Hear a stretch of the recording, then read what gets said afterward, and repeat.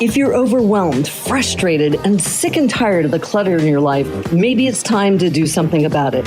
In this podcast, the most organized man in America, Andrew Mellen, demystifies how to organize your world. Andrew gives you the keys to stop clutter from robbing you of your precious time, freedom, and joy in your life. Here's your host, Andrew Mellen. Welcome to Declutter Your Life. I'm your host, Andrew Mellen. And today's topic is, what are you waiting for? I just finished teaching another course at New York Open Center here in New York, and I love the students that I get to work with at Open Center. I love Open Center. It's a great place to teach. The staff is delightful. The space is wonderful. The vibe there is cool. It allows me to be both my hippie, veggie, crunchy side and also my no bullshit, cut to the chase side. And they make room for both of those parts of me to be there. So this is a big shout out to the New York Open Center. 30 years young, and my spiritual / holistic learning center home here in New York City. So check them out online at newyorkopencenter.org. And let's get into the topic. So what are you waiting for? As I was saying, it came up last night in class. It comes up often that people are stuck in this place waiting. They're pre-work. They are stuck and looking for that tow truck, that metaphorical tow truck, to come along and pull them out of the metaphorical mud of their own thinking and feeling.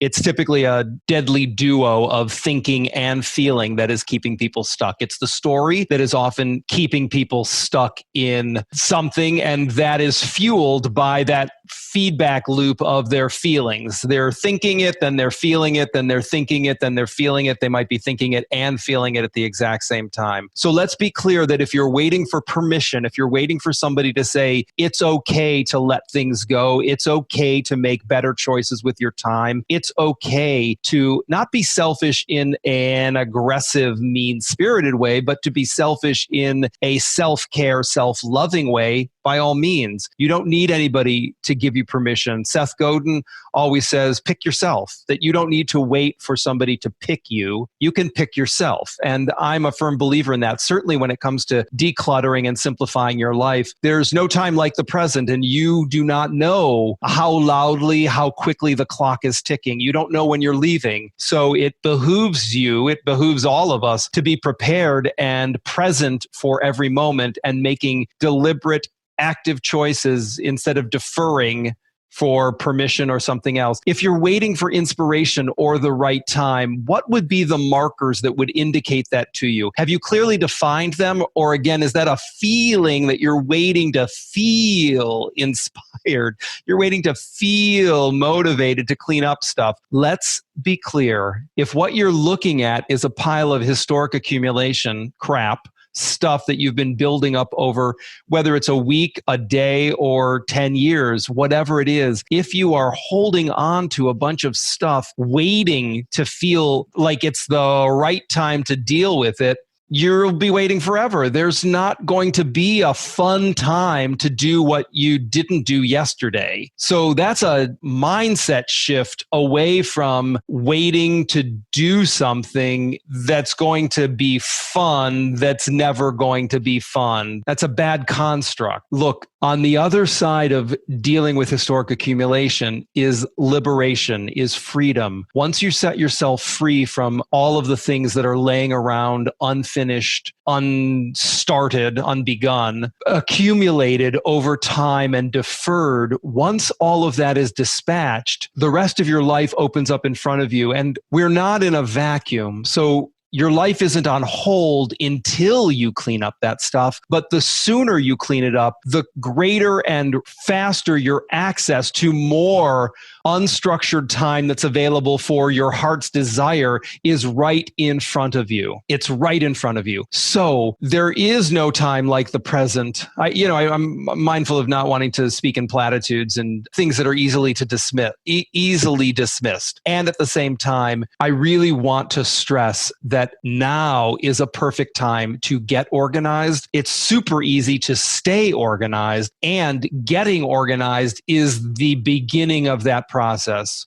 right? We stay organized by not making more clutter, by not wasting our time, by being more deliberate about our choices. We get organized by turning backwards, drilling down into those historic piles and dispatching them as rapidly as we can. You can do what one of my students last night said, which was just throw it all in the recycle bin, or you can sift through it piece by piece, trying to get to the bottom of it. You will be successful on either path. What I want you to consider is how likely is it that there's something in that pile of historic accumulation that's going to be worth your time to have found and uncovered. If it's a bunch of crap that you've not touched in weeks, months, years, you're unlikely to have anything that's going to negatively impact the quality of your life in that pile. What's the worst thing that could happen if it all just goes away? Chances are the worst thing that could happen is a story that you're telling yourself it's not real. So you don't need permission. I'm giving you permission. If you need external validation or permission, I'm granting it to you. If you don't need it, you're empowered to do it yourself. Now is the perfect time. You're listening to this. Now is the time.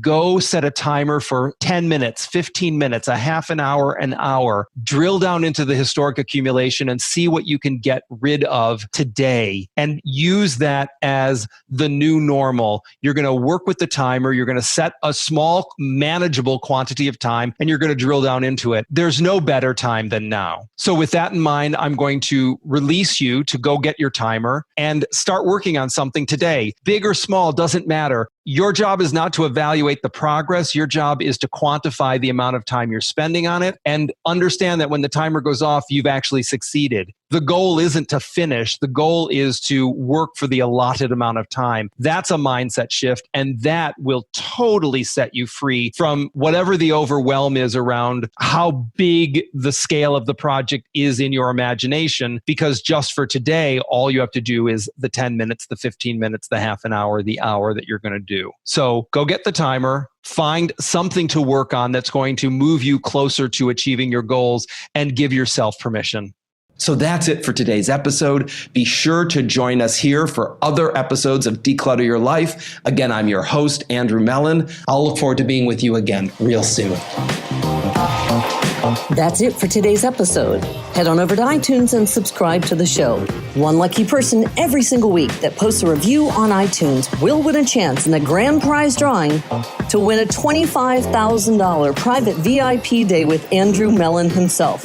Be sure to go to declutteryourlifeshow.com and pick up a free copy of Andrew's gift. And join us on the next episodes.